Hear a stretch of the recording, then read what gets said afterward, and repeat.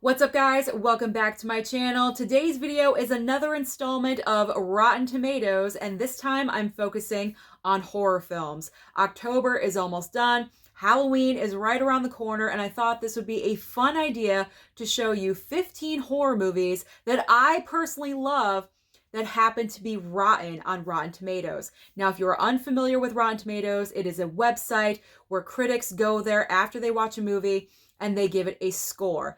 Anything 60% and above is a fresh tomato, aka a good movie, a watchable movie. Anything below that 60% is a bad movie, horrible movie, you shouldn't watch it. So I pulled 15 films, like I said. A lot of these I've been watching for decades and I truly love. They have a place in my heart, and I cannot believe that they are rotten. I guarantee a couple of these are going to shock you. So if you're brand new here on my channel and you love to adore physical media and everything to do with movies, then hit that red subscribe down below, as well as that like button, but most importantly, that small notification bell so you don't miss any videos like this in the future. So I'm going to start off with a horror sequel. It's probably my second favorite horror sequel behind Scream 2, and that is Halloween 2. How is Halloween 2 rotten? It is one of the best horror sequels, in my opinion, and this is very important for me to say. Never listen to the critics or what anyone else has to say, because your opinion is the only one that should matter. Very important that I say that. So according to me, Halloween 2 is one of the best horror sequels out there. I always watch Halloween and Halloween 2 back to back on Halloween night because it's a seamless transition. It's like watching one big 3-hour long movie about Laurie and Michael, and I love it. I think it's great. It's rotten, but what's really shocking is the percentage. Halloween 2 is rotten at 30%. 30%. To me, that is just crazy. I don't understand it. It's not, like I said, it's not a bad horror movie. It's not a bad sequel. It's a decent sequel. Considering John Carpenter didn't continue and direct the sequel, it's pretty well done. I don't know. I think the critics are crazy. What do you guys think? Comment down below. Let me know. And by the way, I do want to say, I believe all of these movies should be at least 60%. I didn't pull like obvious choices for rotten. These are all decent movies. So let's move on to Saw, the original Saw movie. Now, we're not talking the entire franchise. If we were talking about the entire Saw franchise, I could understand a Rotten Tomato score.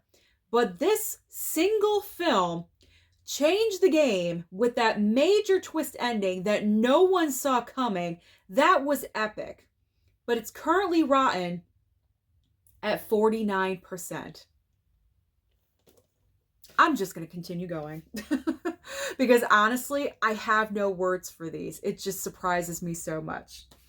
All right, next up is close to my heart. It is Scream 3. Keep in mind, yes, I know, Scream 3 is not the best of the franchise. It's at the bottom of my personal Scream ranking if I were to do one.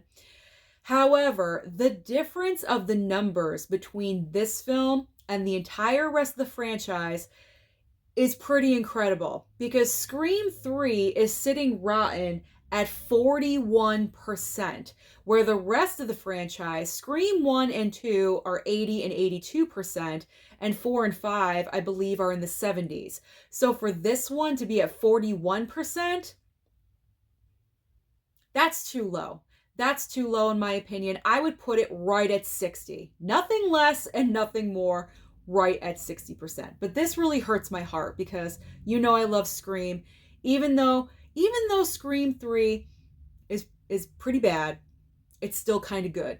I believe the Scream franchise is the most consistent horror franchise, so I don't know. It's definitely not deserving of 41%. I will say that much. The Craft is up next. Did everyone gasp? I'm sure you did. Who does not love The Craft? Apparently the critics on Rotten Tomatoes, because right now The Craft is sitting at 57%. Now granted, it's not the worst number, but it's not a fresh tomato.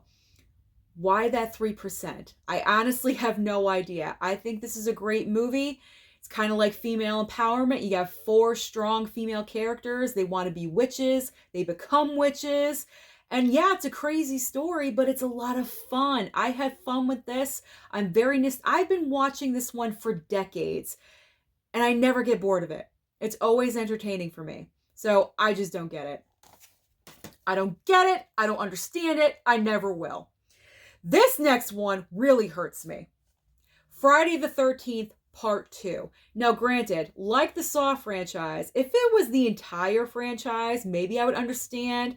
We got Jason X. We got Jason Takes Manhattan. I mean, those are bad movies. But the early Friday films, 1, 2, 3 is okay. 4 is good. 4 is decent. 5 is eh. So, like, the first 5 are okay. Part 2 is actually my favorite of the entire franchise. You got the wheelchair kill. You have a lot more cast members in this movie. My favorite final girl of the franchise is in this film, Ginny. I love her. Where does it sit on the rotten scale? You'll not believe this. 29%. 29%? That is crazy. That is insane. You get Baghead Jason, or Baghead. You get the bag Jason head. I mean, what is wrong with that? And there's some great kills in this movie. Critics don't know what they're talking about. They seriously do not know. That's why I'm saying don't listen to the critics. They know nothing. All right, next up. This is a first-time watch for me recently, a couple of months ago. Orphan. I watched this on Paramount Plus. I was curious about it because of Orphan First Kill. So I did a double movie night of Orphan, and I enjoyed them both. So, surprise, surprise, it is sitting rotten at 58%. So not too bad, not horrible, 2% away from being a fresh tomato. But still, it's got a great twist ending. Granted, I knew about the twist already. This movie's been out for a while, so considering it was a first-time watch a couple months ago, okay, I knew about the twist, but it's still a good, solid movie. Vera Farmiga in this is absolutely incredibly, insanely awesome. She is so good. I just don't get it. Don't get it. Let's move on to Blade. Blade is rotten. Blade?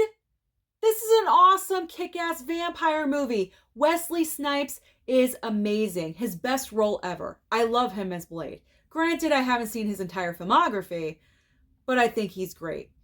But right now, it is rotten at 57%. Still, not the best and not the worst, but it definitely does not deserve to be rotten. Plus, it has one of the best villains in Stephen Dorff. I like him in this movie as well. I don't want to give Wesley Snipes all the credit. Both of them. I love both of them in this movie. I think it's a great vampire movie. I just can't believe it's rotten. Boggles my mind. I'm going to keep saying that. Boggles my mind. I can't believe it. I'm surprised. Those are like my 3 sayings that I'm going to say throughout this entire video. Now, this is a new watch for me. I just watched this, I think, a week ago, and that is The Strangers. But I really enjoyed this one because it is frightening. As I said before when I was talking about it, when you go home, that's your safe space. That's where you're supposed to feel the most comfortable. And to have people come in and invade your safe place is like probably one of my biggest fears, because then wherever you go, you feel scared and you feel uncomfortable. So I thought this was a great movie. It was well shot. Liv Tyler was amazing in this film. She's a great horror actress. I would love to see her do more horror movies. But this is sitting rotten at 48%. Below 50%. Definitely not deserving of that. Do not listen to critics. They don't know what they're talking about. This is an amazing movie. You have the 3 strangers invading the house. They're in and out. You never know where they are. They randomly pop up in and out of nowhere. This one keeps you on your toes. This is a great movie. All right. This is the best installment of the franchise, in my opinion, after the original, and that is The Texas Chainsaw Massacre with Jessica Biel. And I say it's the best one because out of everything about it just makes sense. It just makes sense. It's very reminiscent of the first movie. There's a lot of qualities about it that are callbacks to the first film, I think.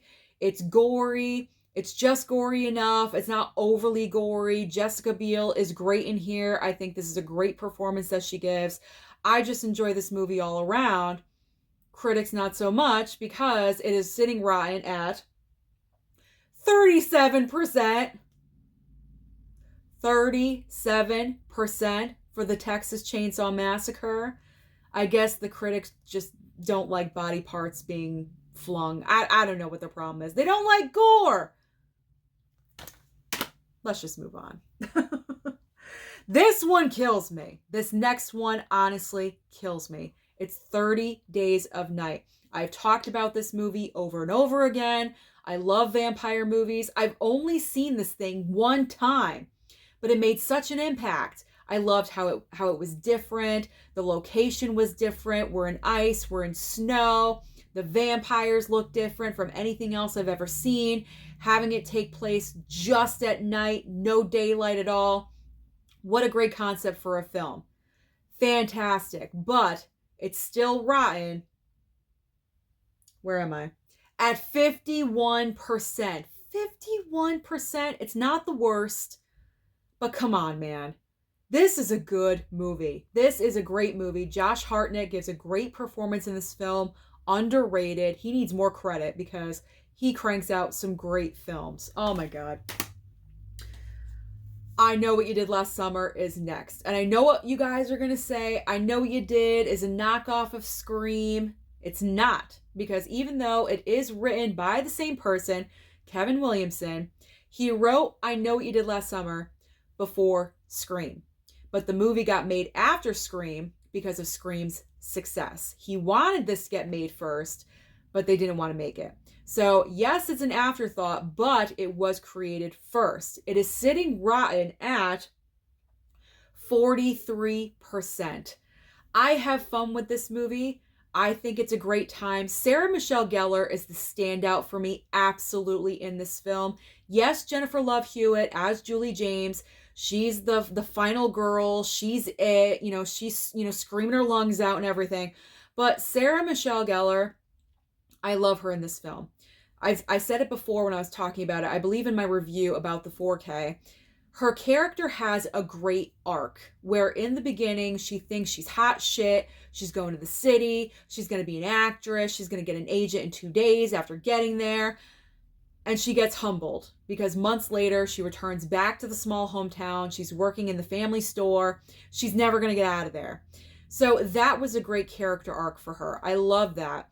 And also, I just like her better in the movie than Jennifer Love Hewitt. I'm sorry, I just do. I wish that she was the final girl, have them switch roles, but unfortunately that did not happen. But I love all 4 of these actors. I think they're great. Yes, Freddie Prinze Jr. is underutilized in the film just a smidge, but overall, it's a fun slasher. You have a good time with it.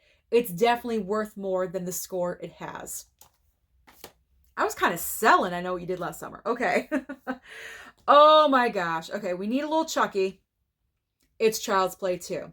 Now, this is my favorite Chucky of the Child's Play franchise. I love Child's Play 2. I love the first Child's Play, don't get me wrong.